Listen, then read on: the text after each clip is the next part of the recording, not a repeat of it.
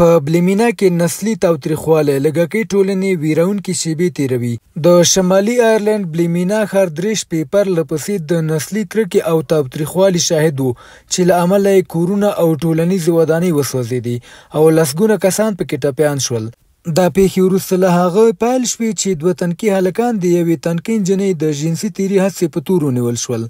تورنو کسانو محکمې ته د رومانیایي ژباړونکي غوښتنه وکړه چې ورسره خلکو شک څرګند کړ چې ښایي دوی بهرنیان وي. بریدونه وروسته په هغو سیمو کې وشول چې د رومانیایي مهاجرو کورنۍ پکې میشتې دي. د شمالي آیرلینډ پولیس وایي چې د 2 شپو پر مهال د هغوی افسران د پټرولي بمونو، درنو خښتو، اورلګېدونکو توکو او اورلګونکو توغندیو تر برید لاندې راغلل. 32 افسران ژوبل شوي چې د پولیسو مرستیال مشر راین هنډریس دا پیښه نسلي بدماشي وبلله او ویل چې دا تاوتریخوالی په ښکاره توګه د لږکۍ توکمیزو ټولنو او پولیسو پر ضد و.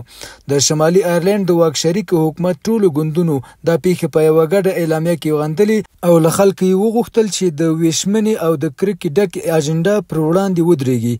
د بلیمینیا یو شمېر اوسیدونکو د خپلو کورونو مخې ته لیکدړې لګولي چې ښیي دوی فیلیپیني دي یا یې د بریتانیا بیرغونه ځوړند کړي څو ځان له بریدګرو وژغوري. د بریټانیا لومړي وزیر کیر سټارمر دا پیښه بې موخه تاوتریخوالی بللې او د ژر پای ته رسولو غوښتنه یې کړې ده.